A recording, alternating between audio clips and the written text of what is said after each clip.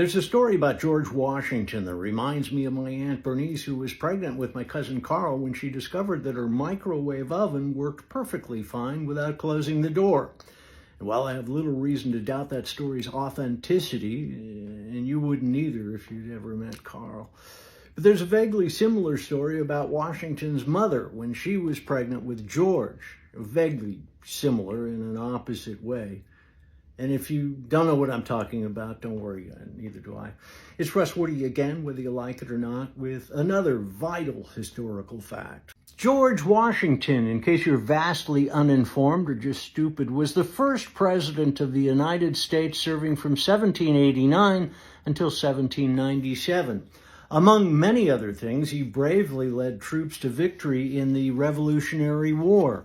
Washington's mother, Mary Ball Washington, who may or may not be related to Alan Ball, the writer of American Beauty and creator of 6 Feet Under. Wonderful guy with a tremendous sense of humor who owns a turtle, and I don't know why. Though I do appreciate the philosophy of turtles, which is basically to lay around and do nothing for 100 years. Kind of like dogs do as the climate continues to get warmer. But I digress. We were talking about Washington's mother, okay? So please try to stay focused. Not much is known about Washington's mother, so it's hard to tell if this story is real or not. But there is a story that while she was pregnant with little George, she had a close encounter with lightning and almost got herself fried like a fried omelet.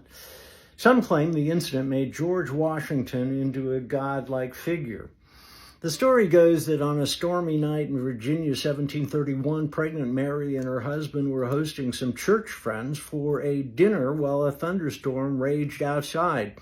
As they dug into their steak and potatoes, I'm assuming, lightning hit the house, traveled down the chimney, and struck a young girl who was sitting right next to Mary. The young girl got fried like that omelet.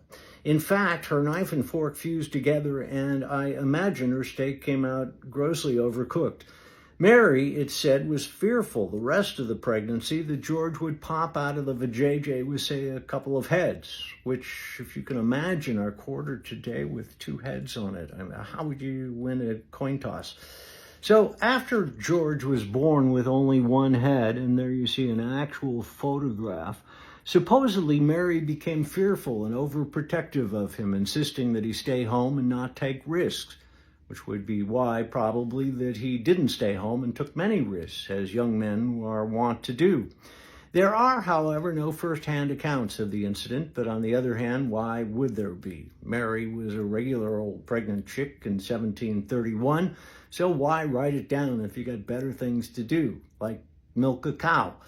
And once you wrote it down, what will you do with it? I mean, there was no internet to put it on. Even still, I'm giving this story the benefit of the omelet, the doubt.